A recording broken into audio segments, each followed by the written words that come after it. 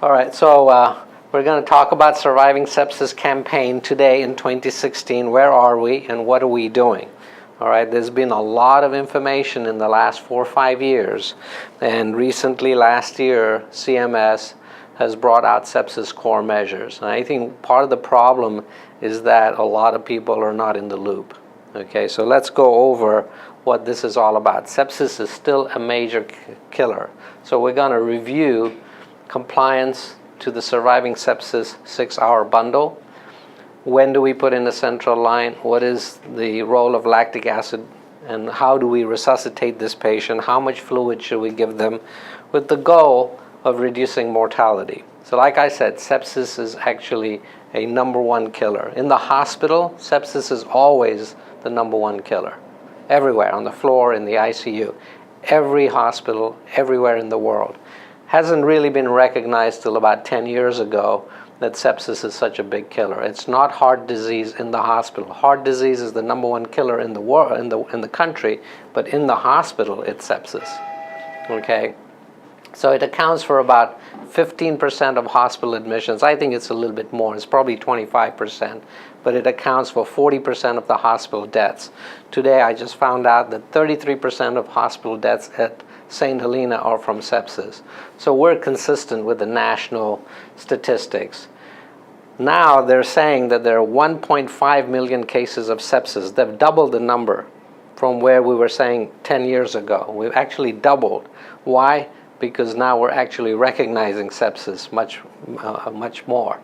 Okay, about 40% of the patients that come in with sepsis actually have severe sepsis or septic shock, and they need the ICU or they need the ventilator. All right, so not everybody with sepsis is going to end up in the ICU, and that's where the definition is very important. And there are huge performance issues. There are huge lack of compliance to the current recommendations, evidence-based medicine. That's what I'm here to talk to you about. How do we become evidence-based? How do we take care of these patients early, resuscitate them early, and hopefully reduce the mortality? A lot of times sepsis is very easily missed. Okay, the places that sepsis is often missed, the biggest place that sepsis is missed is when it's in the belly. GI sepsis is notoriously difficult to diagnose. When they have pneumonia, the #1 source of sepsis in the country, in the world, is pulmonary. #2 is urinary. But then #3 is GI or biliary. And that often is very difficult to diagnose, and sometimes they need surgery and that's delayed. All right, so a lot of issues here, and if we don't address this, patients die. So let me quickly talk about what happens in sepsis and what is the pathophysiology, because this is very important to recognize, especially when you're in the ICU. So when you get septic, a couple of things happen. The first thing that happens is your capillaries, your blood vessels, become leaky. Okay, the endothelium has covered, okay, and is tight endothelial junction spread out thin, and the glycocalyx, which is the part that protects the plasma from leaking out, actually becomes very leaky. So immediately, within 24 hours, whatever intravascular volume you have is leaked out. And you see that all the time, right? The arms get all puffy, the belly gets swollen, legs get puffy. When you give fluids to these patients, that leak is still there for about a week. And especially in the first 48 hours, they continue to leak. So if you give a liter of saline or Ringers, within an hour, about 80% of it is leaked out. Okay, so only about 200 cc stays intravascular. And until that endothelium stops leaking, you're going to have to keep chasing the patients repeatedly with fluid boluses. Okay, it's much more important to give fluid bolus. The other thing that happens, two other things that happen that is very important. One is that your veins and your arteries become dilated. So the blood pools in your extremities, especially on the venous side. Okay, 80% of your blood volume is actually on the venous side, which most people don't recognize. If 80% of your blood volume, which is about 5 liters, so about 4 liters of your blood is venous. And so you need to recruit that venous blood. Okay, and not all of it is recruitable. Some of it will never come into your central circulation. It will just be an innocent standing by. Okay, the third thing that happens is that your left ventricle, your cardiac output goes up. So in distributary or septic shock, you basically see a very high cardiac index and your blood vessels are dilated, so the pipes are loose. Your systemic vascular resistance is very low. You've got vasodilatory shock, so they're warm, okay, their peripheries are warm, and the cardiac output is high. When you progress with septic shock and they remain dehydrated or they're not volume resuscitated, the extremities will be cold and mottled and the capillary refill will be prolonged. Okay, so looking at a patient clinically is very, very important. Do the clinical assessment. So that's one of the core measures of CMS. Okay, look at the patient and document what you see. The second thing is that not everybody is fluid responsive. When you give fluids to a patient with septic shock, after the first couple of liters, 50% are fluid responsive and 50% are not. So when you have a patient that's not fluid responsive and you keep giving them liters and liters of saline, two things are going to happen. One is that their lungs are going to get flooded and they're going to get ARDS or respiratory failure. But the other thing is that the chloride that we use in saline is going to increase their risk of renal failure. So saline is not normal saline, it's abnormal saline. It has way too much chloride. So we tend to now favor Ringer's lactate. Not everybody buys this. This month's Critical Care Medicine, there's a debate about it. But I personally feel that after a couple of liters of saline, you should switch to Ringer's. All right. Then the last thing is, how are we documenting our goals of resuscitation? So what is our goal of resuscitation and what is CMS interested in when they review our charts? So that's what we're going to talk about. So the first thing, like I said, when you get septic, the endothelium starts leaking. See that? There are holes in our endothelium. And that's from the inflammation. The second thing is you start clotting everywhere, so your organs become ischemic. When you don't get blood flow or oxygen to your tissues, what happens? You get lactic acidosis. So lactic acidosis is the marker of global hypoxia. Remember that. When your tissues are not getting oxygen. Why? Because of the cascade of clotting, capillary leak, hypovolemia, low cardiac output, my organs, especially the bowel, the liver, kidneys, and spleen, if they don't get enough oxygen, you generate a lot of lactic acid. When the lactic acid is over 4, that's a marker of significant mortality. Your mortality is about 40 to 50% when you have a serum lactate above 4. When your serum lactate hits 10, your mortality is 97%. 97%. So that is why keeping an eye on the lactate, it's sort of like having an MI and not looking at troponins. That's the best way I can put it. If you're taking care of a septic patient, you wouldn't take care of an MI patient and just get one troponin, right? So just think of it the same way. Okay? Lactic acid is your troponin when you're septic. All right? You got to measure it until it gets below 2.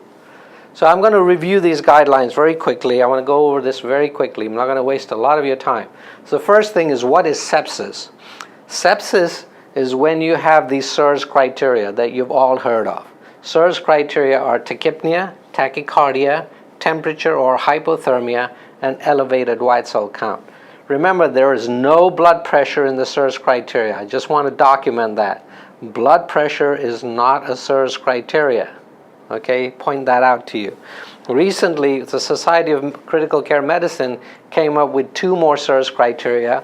One is altered mental status, so the patient is lethargic, maybe confused, and a blood sugar over 120 if they don't have a history of diabetes. These are all signs of sepsis. Okay, a new definition that came out called the Sepsis Three is that they have changed some of the SIRS criteria. You can use this, or you can use QSOFA. QSOFA is a sepsis organ failure assessment. Okay, and in that, they're only using 3 things: altered mental status, tachypnea, or a systolic blood pressure of 90. So in QSOFA, they have introduced blood pressure when blood pressure is not part of SIRS criteria. Don't want to confuse you too much, but just think, down the line, we will be speaking more and more about QSOFA. So what is the spectrum of sepsis? This is so important. You get an infection. The first thing that's going to happen to your body is you're going to get systemic inflammatory response syndrome, which we've defined as here, right? Now, if you have an infection, you've got to identify where the infection is, right? So let's say I have pneumonia. I come in with cough and fever. You do a chest x-ray. I have an infiltrate. Okay, if I just meet SIRS criteria and I have pneumonia, that's pure, simple sepsis. And I go to the floor. Don't even need to go to step down. Don't need to go to ICU. All right? So what is severe sepsis? So when you admit somebody with sepsis in the ER, you got to ask yourself, is there any organ dysfunction? Any of these, okay, renal failure, creatinine is above 2 acutely, they're hypoxic, platelet count is less than 100, INR is over 1.5, okay, they might have lethargy, their liver failure, lactic acid is above 2, okay, those are all organ dysfunction. Any one of these qualifies them to label them as severe sepsis. Not septic shock. I'm going to get to what septic shock is. Severe sepsis can go to the floor, can go to HVU or step down, or come to ICU. They don't all need to come to ICU. Got it? So if I have somebody with pneumonia, biliary sepsis, gallstones, and let's say their platelet comes back at 90, they don't need ICU. They can go to the floor. But that is documented as severe sepsis. So what we're doing is we're going from severity of mild infection or organ failure to medium, and then most severe, okay, what is septic shock? So this is organ failure, all right? Now remember, as organ failure, lactic acid is over 2. Now, what is septic shock? Septic shock is a lactic acid over 4. I can't tell you how many people are confused by this. I really want to clarify this, so let me go back. All right? Severe sepsis is a lactic acid over 2. They don't need to come to the ICU. They don't need 30 cc's per kilo. Any of these, okay, any organ dysfunction does not require you to give 30 cc's per kilo. In fact, they recommend not doing 30 cc's per kilo initial bolus because when you have severe sepsis, you could flood the lungs without any benefit. The only thing you're obligated to do with severe sepsis in the 6-hour bundle is to repeat the lactate on the floor. Got it? That's all you have to do. Get a second lactate. You don't have to give 30 cc's. I'm going to reiterate that. You do not give 30 cc's per kilo. Right. Now, who comes to the ICU? You come to the ICU if you have lactic acid over 4. All of them. If you have documented sepsis, not seizure, not a code blue, or not a PE, if it's a lactic acid is over 4 and it's due to an infection, they all come to ICU.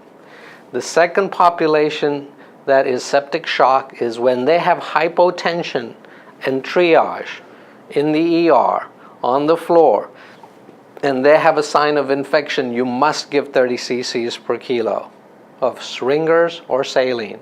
And it has to be given fairly quickly, wide open, or just bolus it in, okay? After you've given the 30 cc's, if their systolic blood pressure remains less than 90, or a MAP less than 65, that is time 0 for septic shock. So septic shock is when you've given fluids and they have low blood pressure within the next hour. Or in the meantime, even while you're bolusing the patient, a lactic acid comes back as more than 4, the clock has started. As soon as you hear a lactic of over 4, boom, time 0. All right, very clear? Okay, now what do we do when you have the sepsis bundle? You have to get a lactate, which I talked about. You have to get 2 blood cultures. You have to give antibiotic within 3 hours. Ideally, the data actually shows that you should give it within an hour. But the sepsis bundle actually allows us to give it within 3 hours, okay? But ideally, we want to, and we're going to monitor that.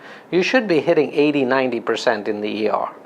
And the antibiotics that they require to give are different ones, which we will cover a little bit later. Okay? Now, how do you give the fluids? The fluids that we're going to give is only saline or ringers, not colloids in the beginning. We're going to give 30 cc's per kilo of ringers or normal saline. You don't need to give albumin in the first few hours. Albumin we may give in the ICU, but in the ER, you don't need to do that. Now, once the blood pressure is less than 90, after your fluid bolus, you have to start a vasopressor. And you can start it peripherally. You do not need a central line to start norepinephrine. Your first drug for a vasopressor, which will increase your vascular tone and improve your blood pressure, is norepinephrine. Always go with that. Forget dopamine. Do not use dopamine. Do not use neosynephrine. The only time I use dopamine is when the patient is bradycardic. If they have bradycardia, norepinephrine will lower your heart rate. Most people think norepinephrine causes tachycardia. False. Norepinephrine causes bradycardia because it's an alpha agent. It vasoconstricts. So in that situation, you have a choice of going to epi or dopamine. All right, I like epi myself, okay? Epinephrine will cause tachycardia. Norepinephrine causes bradycardia, all right? Vasopressin is generally not recommended. If you want to use it, it's okay, but there's no data on it. No data that shows benefit, all right? A lot of doctors use it. So where were we 10 years ago and where are we now? People who've been around in the ICU for more than 10 years remember Manny Rivers, right? Early goal-directed therapy. We were putting swans in 20, 25 years ago. That's out. Then came Manny Rivers. Manny Rivers said, okay, you don't need a swan because it hasn't been shown to improve sepsis outcome. Let's put in a triple lumen in the neck, and here's what we're going to do. He said, drive the CVP up to 15 if you're on a ventilator, and get the SCVO2, the venous oxygen, which is called central venous oxygen saturation, up to 70. And we drove this for 15 years, from 2001 up to recently. Many hospitals are still doing this. As it turns out, there were 3 big studies, over 4,000 patients. Remember, Manny Rivers only had 231 patients. Now there are over 4,000 patients where they compared using this to just the doctors doing fluid resuscitation based on clinical grounds. And the outcome was no difference. Okay, so intensivists who are in the know, ICU that are in the know, you don't have to do this. But the sepsis core measure is still giving you this option to put in a central line, chase the CVP with fluids, and do an SCVO2 and keep it above 70. Generally, I'm discouraging that. I'm not recommending that we do that. Now, to meet the sepsis core measure, we can do it.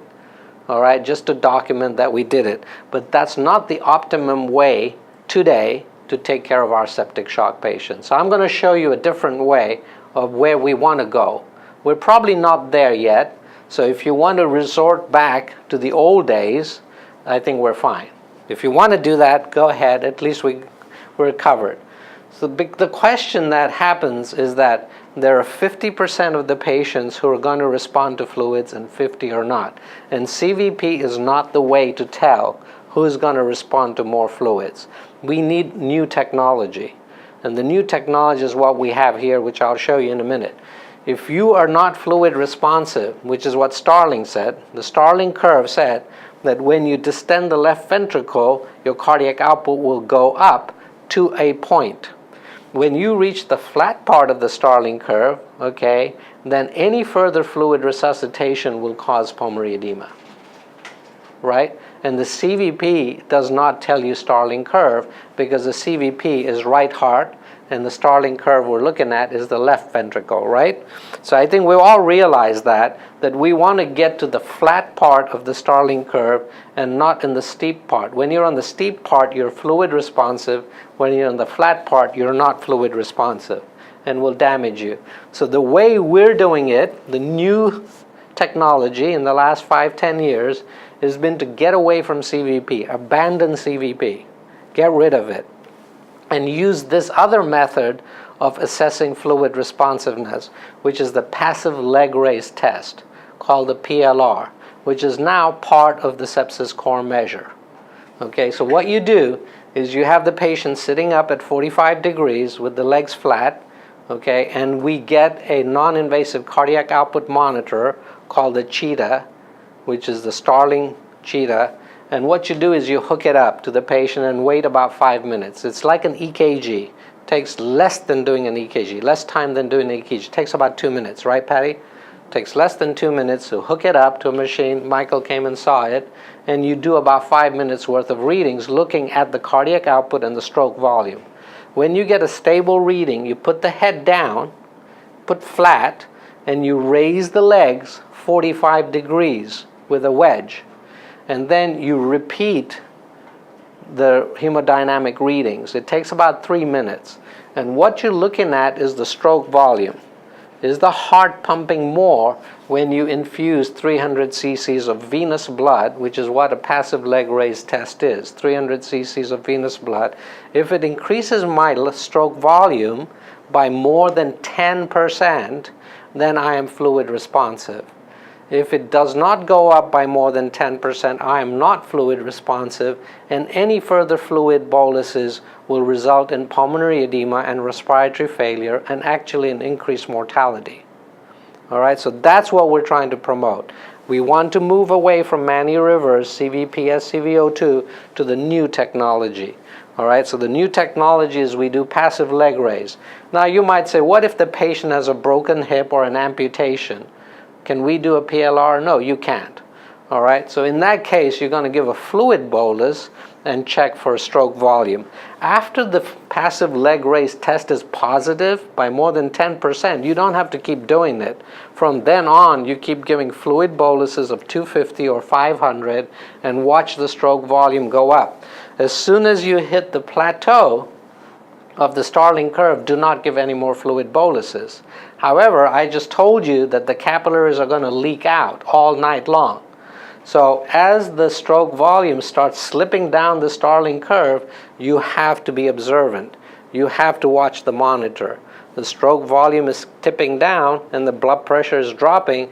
That's the time I would do another bolus. And you could be doing that every hour.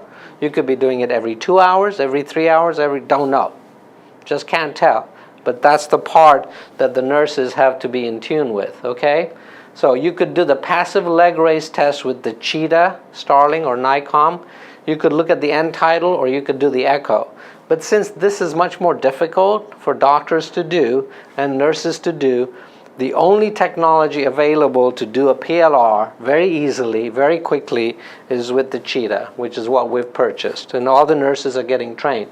We could eventually get this down in the ER. If the ER doctor the other day, Dr. Stone, was asking me, how do we do PLR? And I explained that to him. But I told him that you don't have the equipment to do it. So here's what we do with the Cheetah. You raise the leg, and then you will get a value of the stroke volume index, and if that goes up by 10%, it'll tell you. And the nurses have to document that. So an increase in stroke volume index of greater than 10% after the 3 minutes of passive leg raise test is indicative of fluid responsiveness regardless of CVP. Okay, people have so ingrained over the last 15 years about CVP, it's going to be hard to get rid of. All right, it's going to be very hard. And that's what I find. So here's the thing. There are patients who are at different Starling curve. Whether they're fluid responsive or not, you can't tell by looking at them. All right, so the only way to tell is with the Cheetah. All right, and if you give fluids to this patient with pneumonia, let's say this is a rip-roaring pneumonia, and I keep flooding this lung with fluids when they're not fluid responsive, the patient's mortality shoots way high, because they're going to get ARDS. All right. The other way, the second thing I can do to look for fluid responsiveness, which is what the nurses have seen me do in the ICU, is do an echo and look purely at the inferior vena cava. And I put my probe over the inferior vena cava right here under the xiphoid, and I look at the heart, make sure that the heart is in the window, and as the patient breathes in, the IVC collapses. If the inferior vena cava, that's with the patient breathing, and then when they breathe in, see how it collapses? If it collapses more than 50% is what CMS wants to know. All they need for me to do is document in the chart that the IVC collapsed more than 50% and I'm going to give fluids or not. If it doesn't collapse more than 50%, then you would be very, very judiciously give fluids, but generally you don't want to. So now what I'm doing is I'm looking at my cheetah and my IVC together, and CMS says that's fine. Now you might say, well, Dr. Habib, we don't have any of this stuff. We don't have a central line. We don't have an SCVO2. We don't have a cheetah. We don't have an echo. What should our doctors do? Well, if you don't have any of those 4 parameters, then the CMS, sepsis core measures, give you the option of doing a physical exam and documenting what you find, which I'll show you in a minute.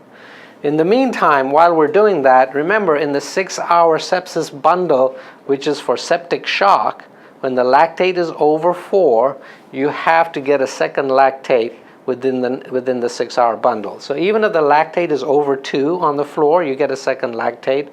In the ICU, if the lactate is over 4, you get a second lactate. The only difference in the ICU is you keep checking the lactate until it's less than 2. All right? And the expectation is that the lactate should drop by 20%. Most people don't know this. Why are we checking lactates and what are we looking for? We're looking for the lactate to drop 20%. It shouldn't stay the same. It's like a troponin. If my troponin is going up or staying the same, what are you thinking? My MI is not better, right?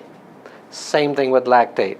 If my lactate comes back going up or staying the same, I've still got ischemia. I've got ongoing organ ischemia. I better do something. That's when the doctor needs to come back, go back to the drawing board and try to fix it, okay?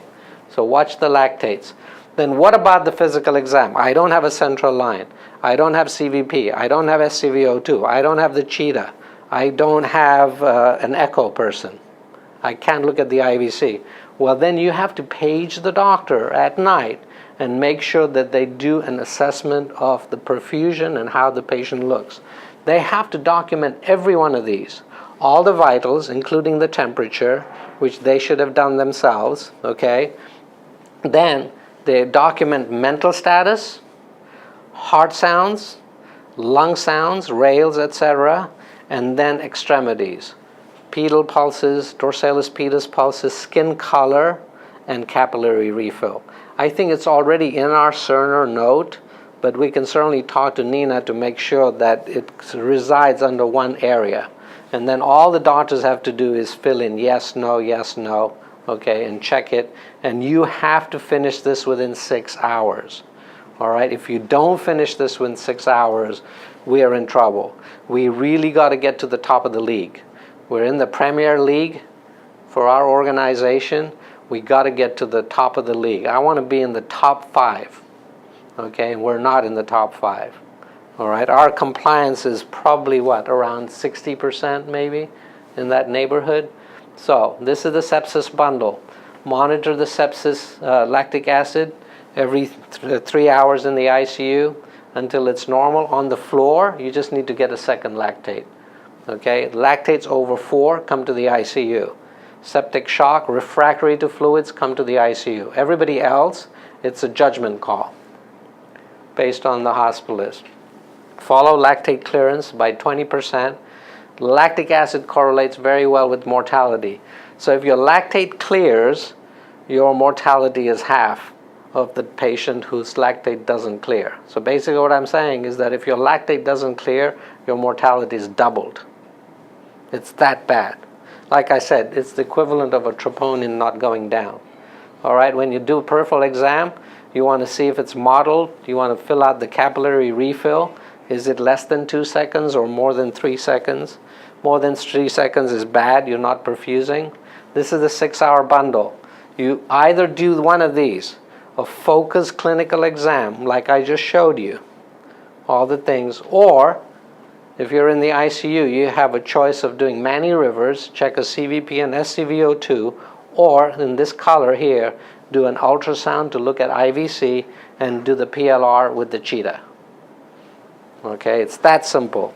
That's all we have to do. So this is the 6-hour bundle. In the ER, you look for sepsis, get a lactate, get blood cultures, give antibiotics, start your fluid resuscitation, give a fluid bolus.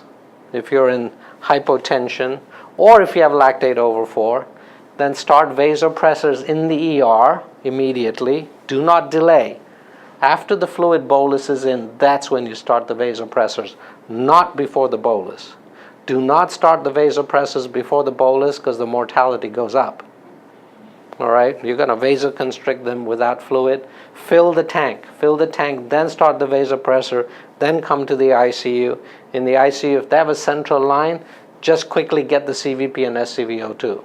If we fill all 4 of them, they're not going to ding you if you fulfill all 4. So let's fulfill all 4. And then if you cannot fulfill these 4 or 2 out of the 4, make sure that the hospitalist comes and does a clinical exam. Okay? So this is your 6-hour bundle. Here's the clinical exam. Temperature, heart rate, respiration rate, blood pressure, and then reference to the heart, the lungs, capillary refill, all the pulses, and the skin color. Is it warm? Is it pale? Is it mottled? It's that easy, all right?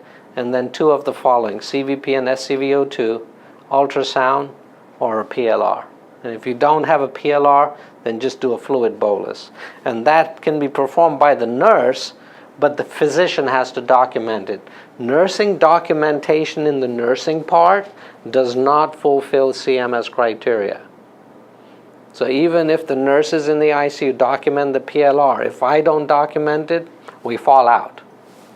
All right, that has got to be very clear. So here's the sepsis bundle, very quickly. You diagnose it quickly. If they're in septic shock, they're hypotensive after the fluid, that's time 0. Or the lactate, as soon as the lactate is over 4, stamp it. So the ER nurses have to write it in the green sheet. Time 0 is 12:30. That is so important for everybody because now the relay has started. The race is on. If nobody tells me what time the race started, I won't know when the 6 hours is over, right? The nurses in the ICU are not going to know, all right? So tell me what 0 time is, give the antibiotics, give the fluids. If the lactate is over 4, come to the ICU. If the blood pressure is less than 90 after the 30 cc's, start the vasopressor. If you want to put in the central line, then do the CVP and SCVO2. If you don't have a central line, do the PLR and echo. All right, if you don't have either, do a clinical exam.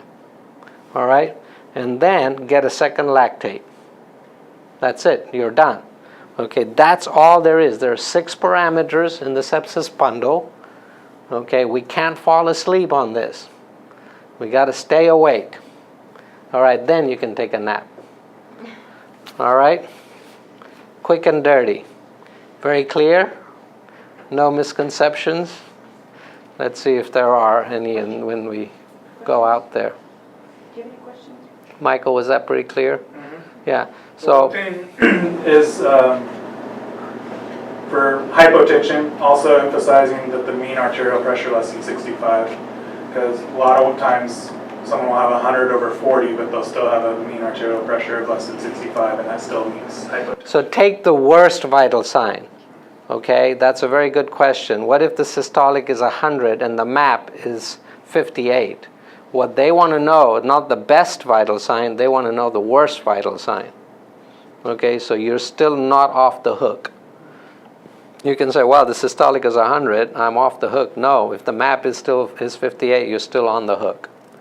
Okay, so it is very important that these patients come to the ICU. The 2 patients categorically cannot go to the floor is a mean arterial pressure less than 65 after the 30 cc's or lactate over 4.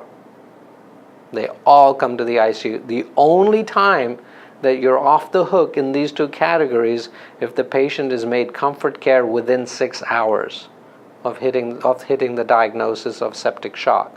If I go down to the ER and the patient is 99 years old with colon cancer from a nursing home and the lactate is 10, I have to make him comfort care.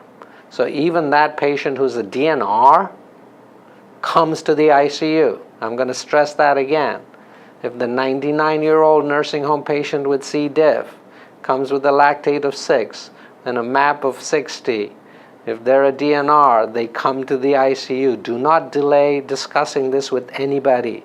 It's not up for discussion. It's not up for argument. Okay, nurses just got to accept the patient. Hospitals got to accept the patient. Intensivists accept the patient. Do your deed. And then if I go to the ER and the family says, oh no, we don't want a central line, we don't want ICU, you know, we want to change from DNR to complete comfort care, then you're off the hook. Any other questions? So there's a couple of things. Can you just clarify one thing? You mentioned with severe sepsis that the only obligation is to do another lactic acid, but then with septic shock, it's the qualifier of hypotension, or the MAP less than 65 after the 30 cc. So would we want to see the hospitalist, like on HVU, just order that fluid anyways if they're in severe sepsis? I mean, when do not give fluids in severe sepsis. What's that? Do not. Do not. Okay. You're not obligated to give 30 cc's. In fact, you shouldn't. Okay. So if I come in with pneumonia, then that's the most common thing, right? If I have a big whopping pneumonia, my lactate is 2.2, my blood pressure is 110, but let's say that my platelets are 98 from the sepsis, do not give me 30 cc's, because you're now going to get a rapid response at 2 a.m. when you flooded my lungs. Please, please do not give these pneumonia patients 30 cc's. That's happening a lot in the ER. So only, okay, so... Only for hypotension. Or lactate over 4. Lactate greater than 4 is when you give fluids. Right. And that's a very common misunderstanding. Severe sepsis, you do not give fluids. That could be, if you want to give fluids, it should be individualized, but it's not across the board. If I want to give fluids, I have to think about it. Why am I giving a lot of fluids? But you don't have to give 30 cc's. I might just give 500. Okay. We got 40 minutes. Good. Thank you.